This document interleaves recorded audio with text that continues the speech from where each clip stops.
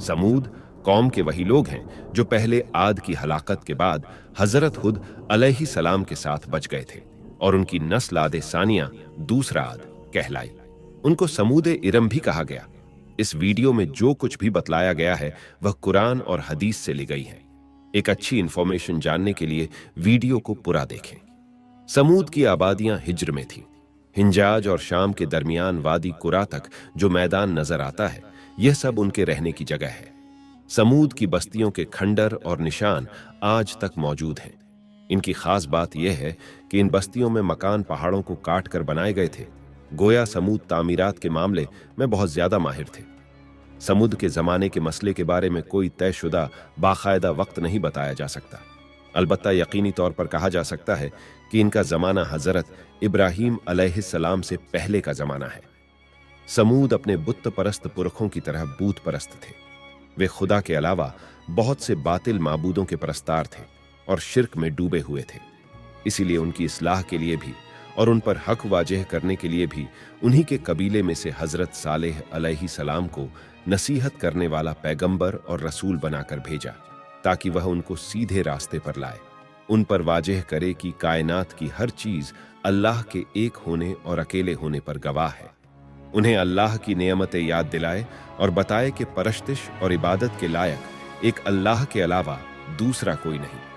कुरान मजीद में आए किस्सों का मतलब कुछ इस तरह बतलाया गया है। कुरान मजीद की यह सुन्नत है कि वह इंसानों की हिदायत के लिए पिछली कौमों के और उन्हें हिदायत के रास्ते पर लगाने के वाक़िए और हालात बयान करके नसीहतों और वाजों का सामान जुटाता है ताकि यह मालूम हो सके कि जिन उम्मतों ने उनकी बातों का इनकार किया और उनका मजाक उड़ाया और उन्हें झुठलाया, तो अल्लाह ताला ने अपने सच्चे रसूल की तस्दीक के लिए कभी अपने आप और कभी कौम की मांग करने पर ऐसी निशानियां नाजिल फरमाई जो नबियों और रसूलों की तस्दीक की वजह बनी और मोज्जा कहलाई। लेकिन अगर कौम ने इस निशानी और मोज्जा के बाद भी झुठलाने को न छोड़ा और न दुश्मनी छोड़ी बल्कि जिद पर अड़े रहे, तो फिर अल्लाह के अजाब ने आकर उनको तबाह व हलाक कर दिया और उनके वाक़ियों को आने वाली कौम के लिए इब्रत व नसीहत का सामान बना दिया। आगे हम जानते हैं कि अल्लाह की ऊँटनी के बारे में क्या जिक्र किया गया है। हज़रत सालेह अलैहि सलाम कौम को बार बार समझाते और फरमाते रहे, पर कौम पर बिल्कुल असर न हुआ, बल्कि उसकी दुश्मनी तरक्की पाती रही और उसका विरोध बढ़ता ही रहा और वह किसी तरह बुत परस्ती से बाज न आई। अगरचे एक छोटी और कमजोर जमात ने ईमान कबूल कर लिया और वह मुसलमान हो गई, मगर कौम के सरदार और बड़े बड़े सरमायादार उसी तरह बातिल परस्ती पर कायम रहे और उन्होंने दी हुई हर किस्म की नेमतों का शुक्रिया अदा करने के बजाय नाशुक्री का तरीका अपना लिया। वे हजरत सालेह अलैहि सलाम का मजाक उड़ाते हुए कहा करते कि सालेह अलैहि सलाम, अगर हम बातिल परस्त होते, अल्लाह के सही मजहब के इनकारी होते और उसके पसंदीदा तरीके पर कायम ना होते, तो आज हमको यह सोने चांदी की बहुतात, हरे भरे बाग और दूसरी नेमतें हासिल ना होती। तुम खुद को और अपने मानने वालों को देखो और फिर उनकी तंगहाली और गरीबी पर नजर करो और बतलाओ कि अल्लाह के प्यारे और मकबूल कौन है। हजरत सालेह अलैहि सलाम फरमाते कि तुम अपने इस ऐश और अमीरी पर शेखी न मारो और अल्लाह के सच्चे रसूल और उसके सच्चे दीन का मजाक न उड़ाओ। इसलिए अगर तुम्हारे घमंड और दुश्मनी का यही हाल रहा तो पल में सब कुछ फना हो जाएगा और फिर न तुम रहोगे और न ये तुम्हारा समाज। बेशक ये सब अल्लाह की नेमतें हैं, बशर्ते कि इनके हासिल करने वाले उसका शुक्र अदा करें और उसके सामने सरे नियाज झुकाएं, और बेशक यही अजाब व लानत के सामान है अगर इनका इस्तिकबाल शेखी व गुरूर के साथ किया जाए। इसलिए यह समझना गलती है कि ऐश का हर सामान अल्लाह की खुशनूदी का नतीजा है।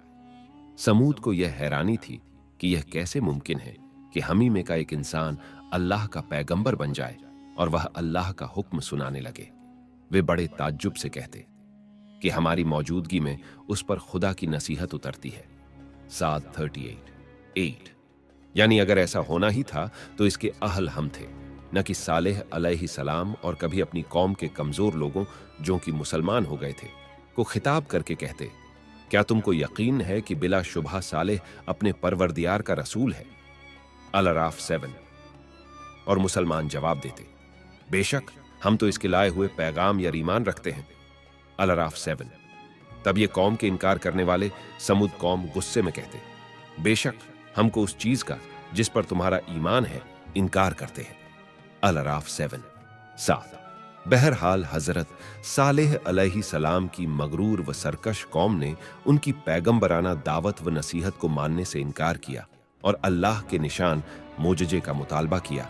तब सालेह ने अल्लाह के दरबार में दुआ की और कबूलियत के बाद अपनी कौम से फरमाया कि तुम्हारा मतलूब निशान ऊंटनी की शक्ल में यहाँ मौजूद है। देखो, अगर तुमने इसको तकलीफ पहुंचाई तो फिर यही हलाकत का सामान साबित होगा, और अल्लाह ने तुम्हारे और उसके दरमियान पानी के बारी तय कर दी है। एक दिन तुम्हारा है और एक दिन इसका, इसलिए इसमें फर्क ना आए।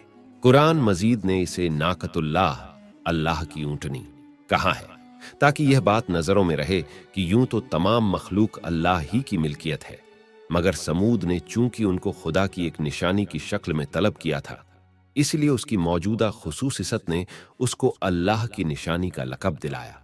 साथ ही उसको अलकुम आयाती ही, तुम्हारे लिए निशानी, कहकर यह भी बताया कि यह निशानी अपने भीतर खास अहमियत रखती है।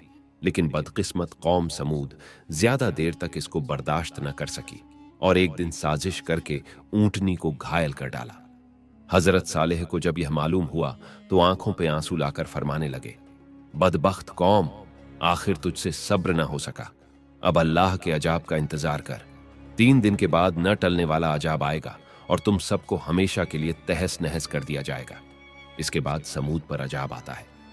समूद पर अजाब आने की निशानियां अगले सुबह से ही शुरू हो गई, यानी पहले दिन इन सब के चेहरे इस तरह पीले पड़ गए जैसा कि हर शुरुआती हालत में हो जाया करता है, और दूसरे दिन सबके चेहरे लाल थे, गोया खौफ दहशत का यह दूसरा दर्जा था, और तीसरे दिन इन सब के चेहरे स्याह थे और अंधेरा छाया हुआ था।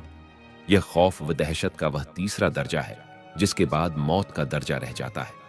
बहरहाल इन 3 दिनों के बाद वादा किया गया वक्त आ पहुंचा, और रात के वक्त एक हैबतनाक आवाज ने हर आदमी को उसी हालत में हलाक कर दिया जिस हालत में वह था।